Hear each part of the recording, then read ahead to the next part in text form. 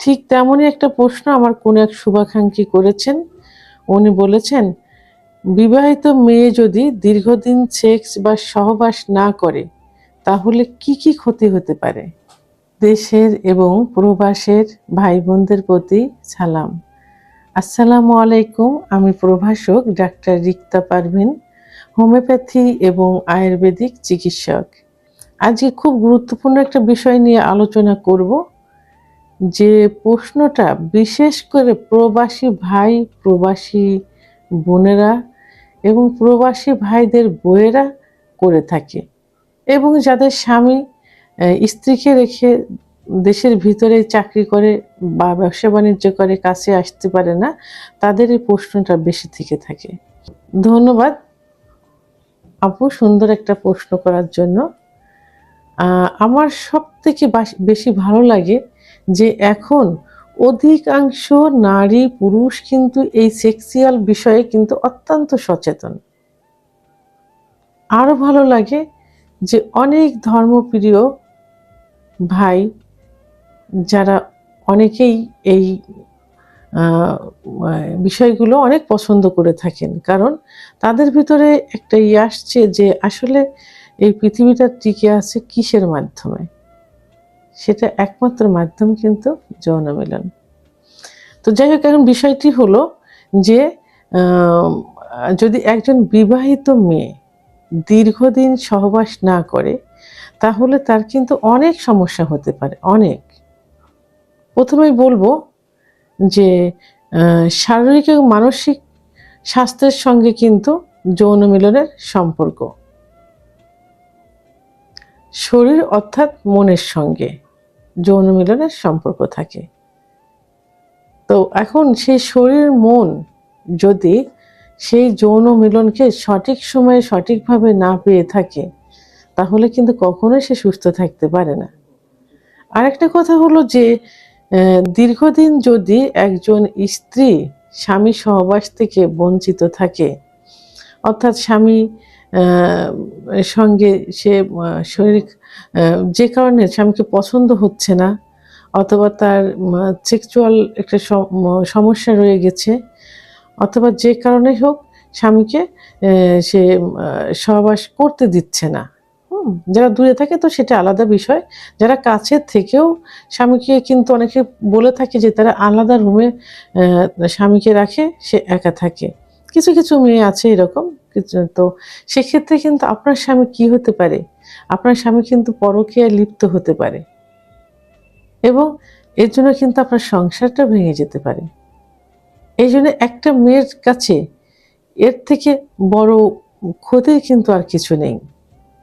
তাহলে কি হলো? আপনার স্বামীকে আপনি হারালেন। এরপরে যে সমস্যাগুলো হয় সেই সমস্যাগুলো হলো যে একটা মেয়ের যখন দীর্ঘদিন সহবাস থেকে বঞ্চিত থাকবে, অর্থাৎ বিবাহিত মেয়ে, তার যোনিপথের মধ্যে বার্ধেলিং নামক একটা গ্রন্থি থাকে, যেখান থেকে কিছু পিচ্ছিল পদার্থ বের হয়, যার কারণে জায়গাটাকে পিচ্ছিল করে থাকে।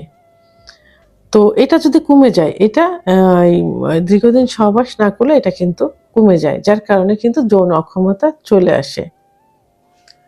এবং সহবাস না করার কারণে ইস্ট্রোজেন হরমোন কমে যায়, আর ইস্ট্রোজেন হরমোন কমে গেলে সেক্সের চাহিদা কমে যাবে, এবং ত্বকের লাবণ্যতা নষ্ট হয়ে যাবে, মাথার চুল পড়ে যাবে। কোলাজেন নামক একটা উপাদান আছে, সেই কোলাজেন উপাদানের উৎপাদন কমে যায়, যার কারণে বয়সের ছাপ পড়ে যায়, শরীরে বয়সের ছাপ পড়ে যায়। এটা সহবাস দীর্ঘদিন বন্ধ রাখলে এটা হয়। দীর্ঘদিন সহবাস বন্ধ রাখার কারণে মাসিক যে চক্র থাকে, প্রতি মাসে মাসে যে পিরিয়ড হয় মহিলাদের, 28 দিন পর পর, কারো 30 দিন পর পর, কারো 35 দিন পর পর হয়। এই মাসিক অনিয়মিত হয়ে যায়। অনেক সময় দেখা যায় যে 2-3 মাস বন্ধ থাকে, আবার অনেক সময় দেখা যায় মাসিক ক্লিয়ার হয় না, পরিমাণে একেবারেই কম হয়। মাসিকের কালারটার অনেক পরিবর্তন দেখা যায়, কালারটা ঠিক মতো আসে না। এটা দীর্ঘদিন সহবাস বন্ধ রাখলে এটা হয়। সাদা লিউকোরিয়া ভাঙতে থাকে, অর্থাৎ সহবাস না করলে সাদা লিউকোরিয়া ভাঙতে থাকে। সাদা লিউকোরিয়া ভাঙার কারণে কি হয়, স্বাস্থ্য হানি ঘটে এবং রোগা সুগা জীর্ণ শীর্ণ দেখা যায়, শরীরে লাবণ্যতা থাকে না, গিরায় গিরায় ব্যথা হয়, অনেক সমস্যা দেখা যায়। জীবনী শক্তি একদম কমে যায়, সহবাস থেকে বঞ্চিত থাকলে জীবনী শক্তি কমে যায়, যার কারণে কি হয়, বিভিন্ন রোগ শোক খুব সহজেই বাসা বাঁধতে পারে। সহবাস করার কারণে ব্রেন থেকে এক ধরনের হরমোন নিঃসৃত হয়, যে হরমোন নিঃসৃত হওয়ার কারণে ঘুমটা, রাতের ঘুমটা বা দিনের ঘুমটা অনেক ভালো হয়। তো এই সহবাস থেকে বঞ্চিত থাকলে এই হরমোনটা নিঃসৃত হয় না, তখন কিন্তু ঘুম হয় না। ঘুম না হওয়ার কারণে মন মেজাজ সবসময় খারাপ থাকে, খিটখিটে মেজাজের হয়ে থাকে। শরীরের পেশিগুলো, মাংস পেশিগুলো ব্যথা হয়ে থাকে, আড়ষ্ট হয়ে যায়, গিরায় গিরায় ব্যথা হয়, অর্থাৎ ব্লাড সার্কুলেশনটা কমে যায়। কারণ সহবাস কিন্তু বড় ধরনের একটা এক্সারসাইজ।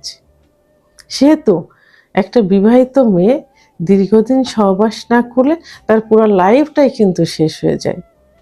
এবং সবচেয়ে বড় যে একটা সমস্যা দেখা যায় সেটা হলো মহিলাদের যে জরায়ুতে ক্যান্সার, সার্ভিসাইটিস, জরায়ুর যে ক্যান্সারগুলো হয়, যদি সহবাস থেকে দীর্ঘদিন একজন বিবাহিত মহিলা বঞ্চিত থাকে, তাহলে এই ক্যান্সার কিন্তু খুব সহজেই বাসা বাঁধতে পারে।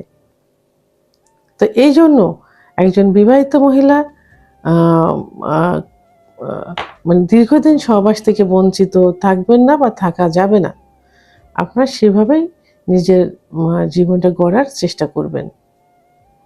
অবশ্য স্বামীর সঙ্গে অ্যাডজাস্টমেন্ট করেই এটা করতে হবে। হ্যাঁ, তো অনেকে বলে থাকেন যে আমরা দেশের বাইরে আছি, আমরা কিভাবে এটা করব। তো আসলে চেষ্টা করতে হবে। অনেকেই কিন্তু দেশের বাইরে এখন তার ওয়াইফদেরও নিয়ে যাচ্ছে এবং বছরে বছরে কিন্তু অনেকেও আসছে। তো সেদিকে চেষ্টা করে যারা দেশের ভিতরেই থাকেন, নিয়মিত ওয়াইফের কাছে আসার চেষ্টা করবেন, ওয়াইফকে আপনার কাছে নিয়ে যাবেন, তাহলে এই বড় ধরনের ক্ষতির সম্মুখীন কিন্তু হতে হবে না। ভিডিওটি সম্পর্কে যদি কোনো মতামত থেকে থাকে অবশ্যই কমেন্টের মাধ্যমে জানাবেন। আর ভিডিওটি ভালো লাগলে লাইক, কমেন্ট, সাবস্ক্রাইব করে আমার সঙ্গে থাকুন। আল্লাহ হাফেজ।